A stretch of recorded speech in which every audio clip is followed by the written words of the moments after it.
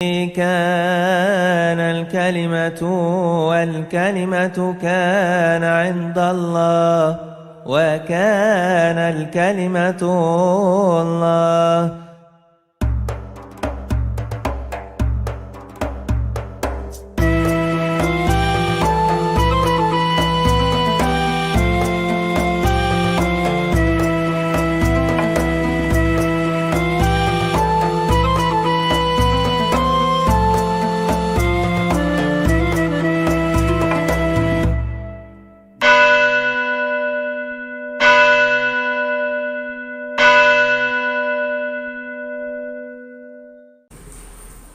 Dalam Judaisme atau agama Yahudi ada sekte-sektenya.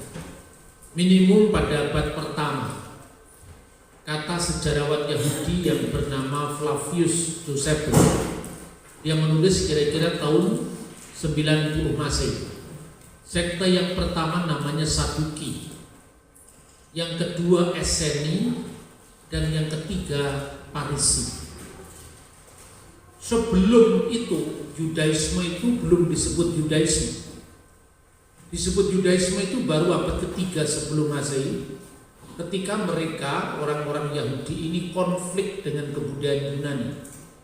Maka sebagai model dari kebudayaan tandingannya, Helenisme, maka muncul Judaisme. Kenapa disebut Judaisme? Bahasa Ibraninya Yehadut. Karena itu setelah terjadinya perpecahan kerajaan Salomo. Kerajaan Salomo karena dosa-dosa yang dibuat oleh Salomo, Tuhan memberikan hukuman pecah menjadi dua. Yerobeam dengan kerajaan utara diikuti oleh 10 suku Israel. Sementara Rehabeam putra dari Salomo itu hanya diikuti 2 suku. Yang paling dominan adalah suku Yehuda. Maka sejak itu identitas Judaism, Yahudi itu melekat pada kerajaan di selatan. Tapi sebelum itu, di utara itu ada satu sekte yang lebih tua lagi, namanya Samaria. Orang-orang Samaria ini setelah pembuangan dari Babel, mereka mau gabung dalam pembangunan kembali bait suci di Yerusalem. Tetapi ditolak oleh saudara-saudaranya di selatan karena orang Samaria telah menikah dengan 5 suku di utara. Selama tawanan mereka ditawan di Asyur, yaitu suku Babel, Kuta, Awa, Hamat, dan Sefarwaim. Makanya mereka ditolak dan mereka marah, lalu mendirikan bait suci tandingan di Gunung Gerizim. Nah, masing-masing dari kelompok Yahudi itu berakar pada Taurat atau Torah. Orang-orang Saduki itu punya sembahyang, punya slogan atau semboyan only Torah, hanya Taurat.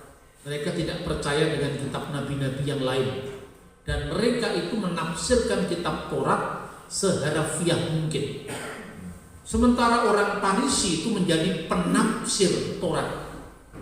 Jadi mereka sangat detail, sangat jelimet di dalam memahami kitab-kitab Taurat. Bahkan mereka mengembangkan yang namanya selain Torah Sepiktov, Torah tertulis yang terdiri dari kitab Kejadian, Keluaran, Imamat, Bilangan, Ulangan. Mereka juga punya Torah CBLP, Torah lisan. Itulah yang nanti dikembangkan menjadi Misnah dan Talmud. Itu orang Parisi. Lalu ada orang Esseni.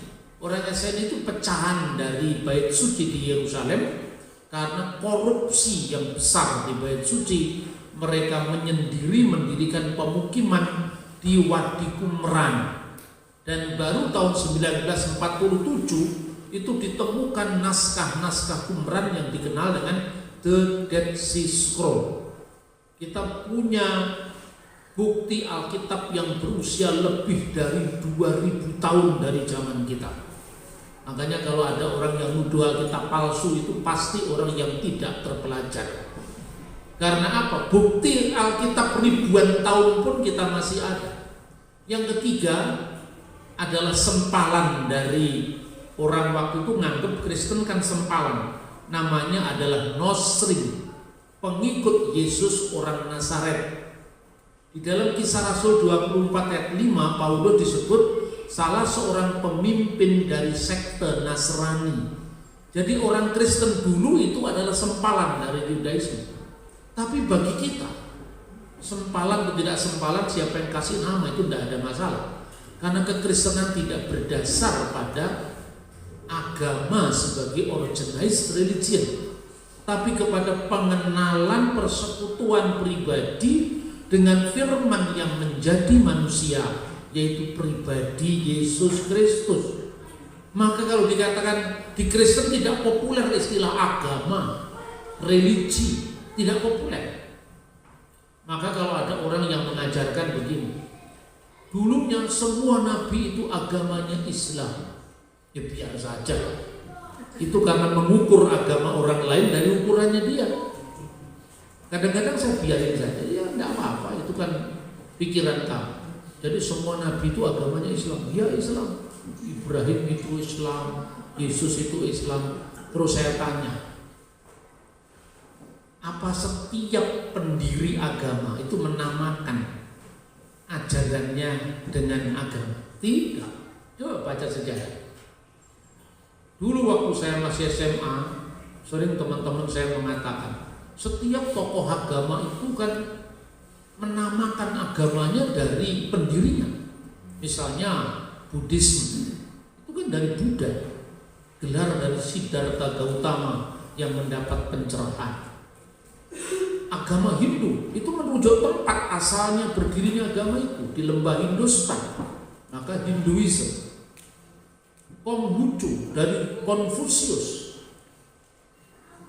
Yahudi dari suku Yehuda, Yehudi. Lalu kesimpulannya hanya Islam yang berasal dari Allah. Lalu dalilnya dibaca, ya kan? Inna dinna indalahil Islam. Sesungguhnya agama di sisi Allah hanyalah Islam. Terus saya jawab sekarang mula. Itu kan mengukur agama orang lain dari ukurannya dia. Itu bentuk imperialisme dogmatis. Islam itu tinggi dan tidak ada yang lebih tinggi daripada Islam. Wis terserah kamu. Menyenangkan orang dapat pahala. Saudara-saudara, tapi itu sebetulnya tuduhan yang keliru. Sekarang pertanyaannya ya, tidak semua agama itu dinamakan berdasarkan tempat berdirinya agama itu. Tidak semua. Jadi salah kalau ngomong semuanya. Kristen didirikan berdasarkan nama kota Yesus Nazaret, makanya namanya Nasrani. Atau Kristen pengikut Yesus, orang yang disebut Kristus. Tidak semuanya. Contohnya agama Taoism yang didirikan di Laozi, itu namanya adalah jalan, yaitu Tao. Kitabnya Tao Te Ching, ya kan? Jalan abadi. Contoh lagi, agama yang sekarang sudah punah, namanya Dina Nuhra. Dina Nuhra itu didirikan oleh seorang nabi dari Persia, namanya Mani. Nah, agamanya disebut Dina Nuhra. Kitab sucinya disebut Evangelion de Mani, kabar baik dari Nabi Mani. Mani itu ajarannya seperti apa? Sayalah nabi terakhir, sayalah nabi penutup. Makanya dia menyebut dirinya sebagai Kutmata Desrihe, penutup rasul-rasul, atau Kutmata de Nebie, penutup nabi-nabi. Akulah penyempurna mulai dari Adam sampai Yesus. Itu kata Mani. Jadi Mani itu agamanya namanya agama terang, Dina Nuhra. Kitab sucinya dalam bahasa Aramaik. Ya. Nah, kata Kutmata de Nebia itulah yang kemudian dilestarikan dalam bahasa Arab menjadi kata Nabiyin, penutup nabi-nabi yang diterapkan untuk Nabi Muhammad, nabinya umat Islam. Jadi bukan sesuatu yang baru. Sekarang ini, zaman dulu kan sulit menemukan kitab mani itu kan sulit. Sekarang Anda pakai Google ketemu semua ini. Tidak ada yang tersembunyi sekarang ini yang namanya era digital. Kitab-kitab suci yang sudah punah sekarang muncul kembali, yang namanya kitab mani, ya, agama terang. Nah, kata dina itu yang menjadi bahasa Arab din. Memang bahasa Arab Ibrani, Aramaik itu kan koknit, serumpun, ya. Misalnya Shalom alaihim dalam bahasa Ibrani menjadi bahasa Arab Assalamualaikum, damai sejahtera atas engkau sekalian. Dina itu bahasa Ibrani din, yang artinya pengadilan atau agama. Maka bahasa Ibrani melek hadin menjadi bahasa Arab maliki yaumiddin, ya, yang artinya Tuhan itu raja hari pengadilan atau hari agama.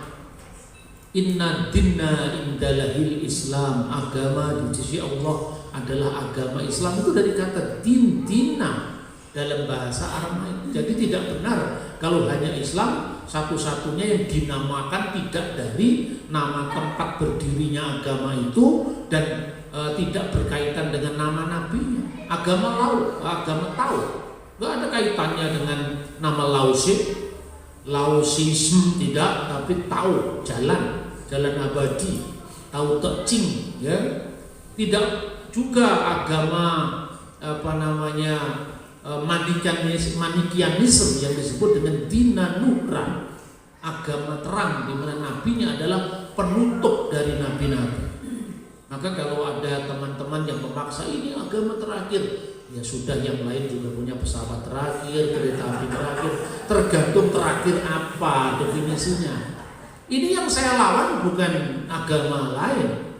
Saya hanya melawan kecenderungan imperialisme dogmatik, bukan hanya terhadap kekristenan, tapi juga terhadap agama-agama lain, terhadap Hindu, Buddha. Itu yang saya lakukan ketika saya membela eksistensi aliran kepercayaan, membela eksistensi agama-agama yang terdiskriminasi demi hak asasi manusia. Ketika semua orang mengalami kebebasan dalam beragama, kebebasan untuk menyatakan pikiran dan pendapat, maka kekristenan juga akan mengalami kebebasan yang sama. Jadi saudara-saudara, itu introduksi tentang klaim bahwa hanya satu agama yang menjadi ukuran bagi agama lain.